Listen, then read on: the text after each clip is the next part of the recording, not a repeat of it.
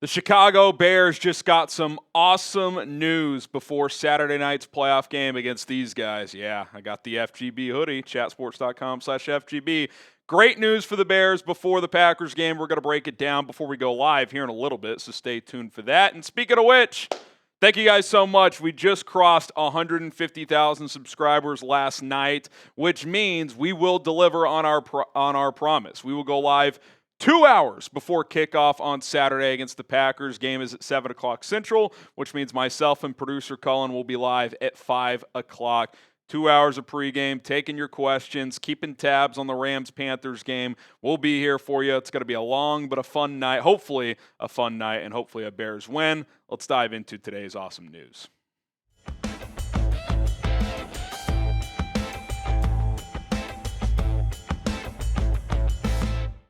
I'm Harrison Graham. Thank you guys so much for watching today's show. Today's Bears injury report might be the best one all season. I wish I was exaggerating. I don't think I am. I'd have to go back and look at every single week's final injury report before the game. But if you remember, even back in week one, like Jalen Johnson wasn't playing, for example. Kyler Gordon didn't end up playing. So really, really good stuff. And that's because all three of Rome Odunze, Kyler Gordon, and Azie Trapilo are officially going to play in this game. Now, technically, Kyler Gordon is still listed as questionable, but I think that's a technicality because they still have to do the transaction of activating him to the 53-man roster. All three were full participants at practice, and if you listen to how Ben Johnson talked today, Dennis Allen talked yesterday, these guys are playing. And that is great news. And Ozzy practiced in full for the first time in the last week and a half or so. So good to have him back. And I kind of want to explain why this matters for each guy and what the importance of having these guys available for this matchup is and what it means for this Bears football team. Let's, of course, start with Rome Odunze, who we haven't seen in almost 2 months. It's been a while since he's been out there. But the reason this is important is while he was out, we really saw Luther Burden and Colston Loveland emerge. And DJ Moore had his moments, right? The Browns game, the second Packers game. He, of course, had the game-winning touchdown, a couple other big catches as well. So now the Bears have 4 really good pass catchers that the Packers have to account for. And now Rome Odunze is another weapon in the mix that Jeff Hafley has to worry about. And with how good Loveland has been and Burden and how reliable these guys have become, it's just going to be difficult to say, hey, let's eliminate that guy and force other guys to beat us, because it's like, I feel pretty comfortable with those other guys in one-on-one situations. So it'll be interesting to see how the Packers choose to play their coverages against this Bears offense this Saturday. Now, obviously, the weather could be bad. That could help the Packers' pass defense, but I still would say, in general, bad weather advantage Bears in this football game. Okay, Kyler Gordon, why it matters that he is going to be back for this football team. Full disclosure, I don't really know what to expect from Kyler, but I think if he's 80%, that's better than Nick McLeod, and we know how versatile he is. So even if he's not, if the conditioning's not quite to what it needs to be, and maybe there's a kind of a process and a period of time in this game of where he has to fully trust himself, you can do a lot of different things with him. You can use him in run support. If you do go to some man looks, he can at least hold his own in those areas, you would think. Now, again, could be a little dicey. First game in a while. Hasn't played a ton this year. But Dennis Allen said it yesterday. They plan for him to be part of the game plan in this football game against the Packers. So clearly they view him as a weapon and as some sort of an X factor, which is what I've called him this week as well. Let's face it, the Bears need him to make some plays. How many? I don't know, but a couple of timely plays. Third down, can you come up with a big tackle in space? Do you bring him on a blitz where he can get home? Can he be effective in pass coverage? Can he be better in that area than C.J. Gardner-Johnson has been recently? He's out, by the way. We'll get to the guys who are not playing in this football game. But clearly they view Kyler Gordon as someone who can help them make some plays in this football game. And I'm envisioning the game Saturday night. If he makes a big play early, he plays with a lot of energy, crowd gets into it. I think just emotionally, having number 6 back out there for this defense could provide a lift for a unit that has struggled to get off the field in recent weeks. All right, Ben Johnson had this to say today about Kyler Gordon and Rome Odunze. He said he looked good yesterday. We'll see where it looks like today, both him and Rome, It's good to have them both back out there. They're excited. They're moving around well. We'll see if they can help us out this week. And that was before practice, and Rome has no injury designation. Again, technically, Kyler is still questionable, but I think they have to list him that way until he's on the 53-man roster. For example, Braxton Jones is still listed as questionable, but he's practiced in full all week. So if they activate Braxton Jones, you would assume he's going to be on the game day roster, which would be interesting to see who they would activate him in favor of. Not spending too much time on Braxton today because Ozzy is playing, which means he will start. What is the bigger return? Is it getting Rome Odunze back, or is it getting Kyler Gordon back? Type RO for Rome Odunze, type KG for Kyler Gordon. I think it's Kyler because the offense has still been effective without Rome. You've got more playmakers. Rome isn't a necessity. He's a bonus at this point, which shows the amount of guys that they have offensively. You kind of need Gordon to be well. I don't expect him to go out there and be a fringe Pro Bowl All-Pro type, which we've seen at times, but can he be solid? Can he make some plays? That would be huge for this defense. All right, today's show is sponsored by Ethos. Ethos.com/NFL Daily for the best life insurance out there. When you bring a child into the world, your perspective changes overnight. I know that was the case for me and my wife when we had our son a couple of years ago.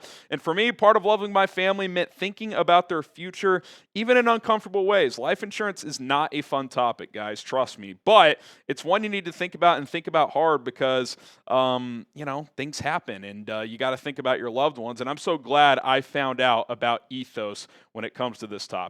I carry a lot of responsibility at home. If something happens to me, there's real consequences. Mortgage payments, tuition, everyday bills that don't just go away. Thinking about that used to feel overwhelming, but taking steps to protect my family financially changed that. That's why I got life insurance through Ethos. With Ethos, you can get life insurance in as little as 10 minutes. They have no medical exams, just a few easy health questions online. You can get same-day coverage without ever leaving your house. Ethos, as of March 2025, Business Insider named Ethos the #1 no medical exam instant life insurance provider. They have 4.8 out of 5 stars on Trustpilot with over 3,000 reviews. Protect your family with life insurance from Ethos right now by going to ethos.com/NFL Daily. In as little as 10 minutes, you can get your free quote and up to $3 million in coverage. Again, at ethos.com/NFL Daily. That's ethos.com/NFL Daily, ethos.com/NFL Daily. Application times and rates may vary. Okay, Azie Trapilo. Why getting him back this week matters. Obviously, he hasn't been out as long as Rome and Kyler, but I think even in that one game against the Detroit Lions this past week, it's like, okay, Theo Benedict can move. He's pretty solid in the run game. He's not a very good pass protector. Azie Trapilo is pretty good in pass pro.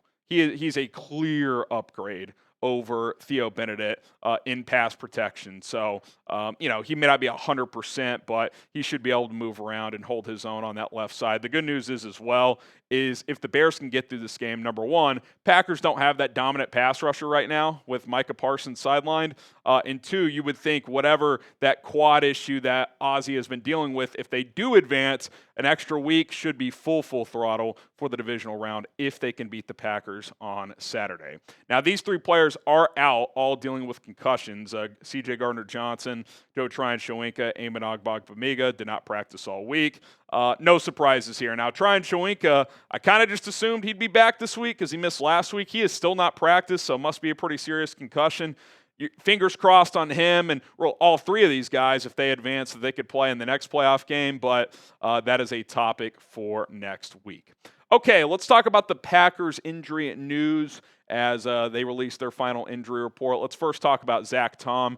We found this out before practice from Matt LaFleur that he was not going to practice today. They gave him the day off with hopes that his body can be ready for Saturday night. Now, earlier in the week, Matt LaFleur was pretty optimistic about his chances. I would now say, and I think LaFleur used the phrase, "we'll see" on his status. Kind of feels like a game-time decision. That's what it seems like. He's missed some time here. He's been dealing, I believe, with a knee injury, and it's going to be cold, right? Like, when you're kind of on the fence in terms of playing, you're talking about these big 300-pound guys, and they got a knee or a bad ankle injury. Cold weather does not help the cause. So I would imagine he gets out there a couple hours before kickoff. They put him through a workout, and, you would think he'd give it a go. Season's on the line, obviously, from here on out, but clearly he is not going to be 100%.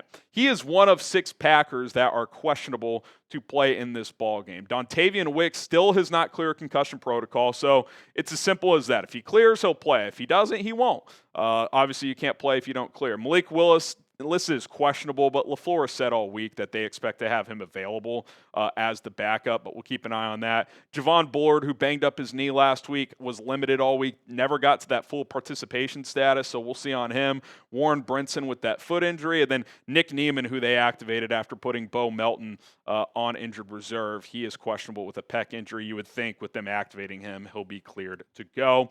Again, in addition to Zach Tom, I think Dontavian Wicks and Javon Bullard are two big ones to start.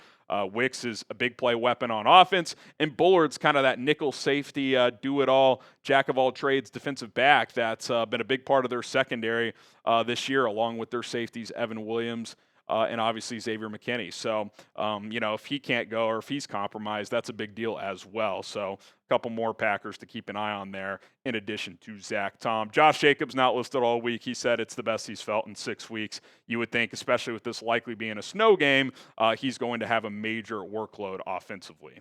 All right, if you want the Bears to beat the Packers, you know what to do. Spam it in the chat, FGB.